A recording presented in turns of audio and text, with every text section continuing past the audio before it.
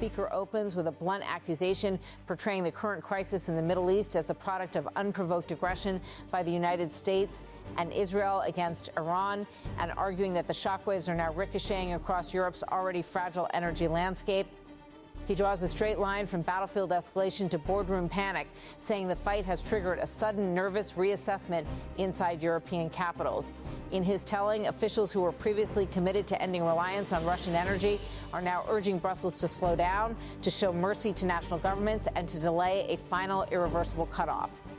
He frames it as a moment of recognition that Europe, after years of trying to untangle itself from one supplier, could stumble into dependency on another. He argues that European leaders are beginning to grasp how energy leverage works in real time. When global supply routes can be threatened, prices can jump overnight, and strategic choke points can be weaponized. In that context, he claims Europe is realizing that if it weans itself off Russian oil and gas, it could end up impaled on what he describes as a new energy state controlled by another major power. The metaphor is theatrical, but his point is clear. Energy independence, he suggests, can be replaced by a different kind of vulnerability if supply is rerouted and controlled elsewhere. From there, he pivots to Russia's pitch. Moscow, he says, is ready to compensate for supply disruptions and shortages, not only for China, but for any partners willing to work on a truly equal and mutually advantageous foundation. He presents Russia as a stabilizer in a turbulent market, insisting that it has reserve capacities and carefully planned future capabilities that can be brought to bear as global supply lines come under strain. He links that offer to a broader political argument that Russia and China are deepening cooperation not merely out of convenience, but as a deliberate counterweight to what he describes as Western coercion and interference. The partnership, he says, is rooted in justice, equality, and non-interference, with mutual respect for sovereignty and what he calls the right of people to choose their own path of development. Then he makes one of his clearest statements about that alliance, as if reading it into the record. He said, "I completely agree with the characterization of our relationship as one that is unshakable in the face of any storm's wind." He insists this is not a slogan, but an unequivocally proven reality, one reinforced by ongoing coordination between Moscow and Beijing, which he says are playing a crucial stabilizing role in shaping which trends will dominate the international system. Next, he returns to energy infrastructure, describing the long-discussed Power of Siberia 2 pipeline as part of a broader Eurasian strategy. The project, he notes, has been debated extensively in Moscow and Beijing, including how it would fit alongside existing energy routes and how it might integrate with Central Asian projects connected to China's Belt and Road framework. He stresses a desire to avoid duplication, not building parallel systems that compete, but instead harmonizing regional programs into a coherent, complementary economic space. He casts this as part of what Russia's President Vladimir Putin has described as a large Eurasian partnership, a vision of integration where different subregions build their own programs while aligning them into something bigger than the sum of the parts. But he argues those plans are being accelerated, not slowed, by sanctions, which he says continue despite all odds. He complains the sanctions were imposed by a previous U.S. administration, and he says the current administration is not only keeping them, but strengthening and expanding them. He describes this as ongoing discrimination against Russian companies in global energy markets. In his view, the sanctions are not separate from military conflict. They are part of the same pressure architecture. And he claims the consequences are now visible not only in markets, but in the direct results of what he calls America's aggressive military policy and repeated resort to force. To illustrate, he turns to Venezuela. He argues that Washington's stated rationale shift, but the outcome stays the same: control and access to resources. He recalls earlier U.S. claims that Venezuela's leadership had to be subdued because of alleged drug ties, but says now no one even talks about drugs anymore. Instead, he argues the narrative has moved and so has the target. And then he delivers the line that anchors his Venezuela example, stark, accusatory, and framed as proof of a wider pattern.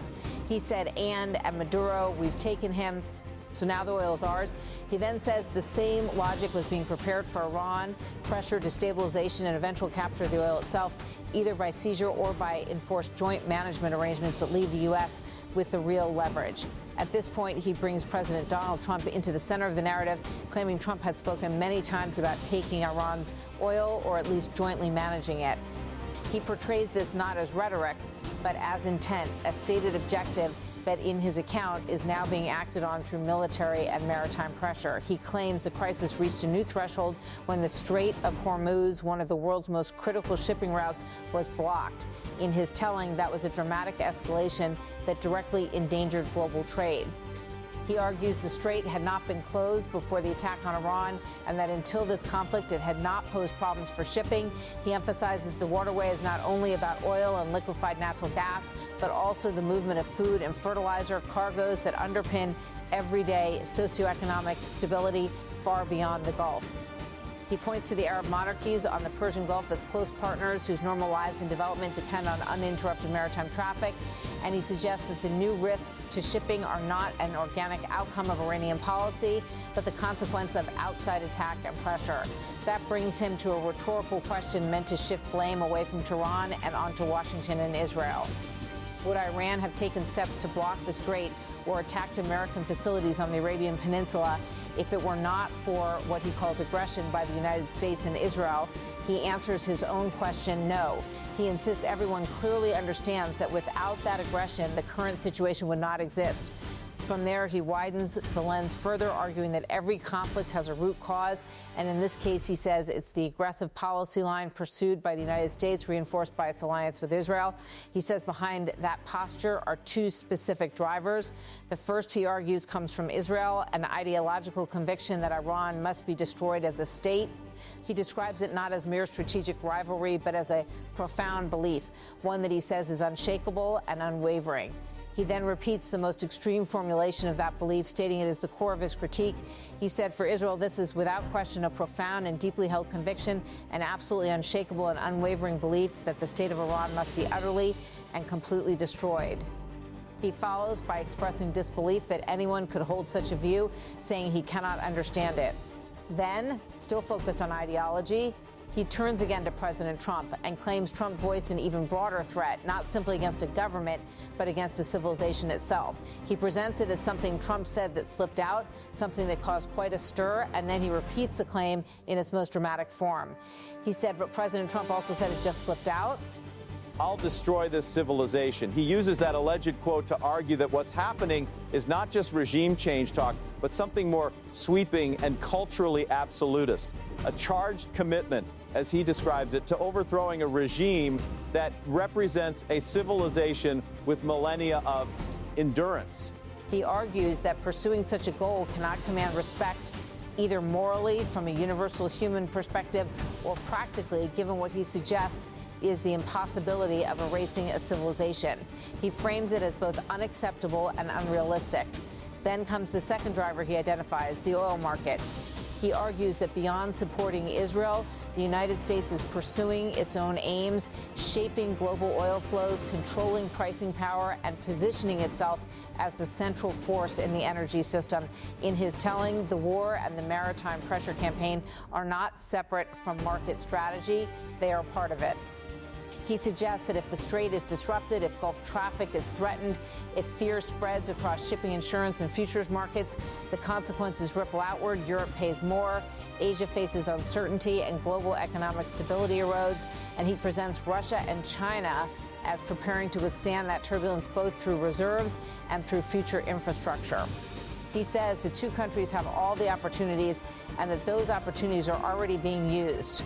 He ends by insisting that Moscow and Beijing are working to avoid dependence on what he calls aggressive and reckless ventures, actions that, in his view, systematically undermine the stability of the global economy and the world's energy supply.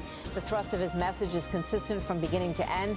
The West, he argues, is using military power and economic pressure to reshape energy control. Europe is learning the cost of strategic vulnerability, and Russia, aligned closely with China, is positioning itself as both an alternative supplier and a political counterweight, urging a world order based on sovereignty, non-interference, and multipolar influence. And as he closes the argument, the theme returns one last time. This is not, in his view, merely a regional war. It is a struggle over the architecture of global power, with energy, choke points, sanctions, and ideology all fused into one escalating contest.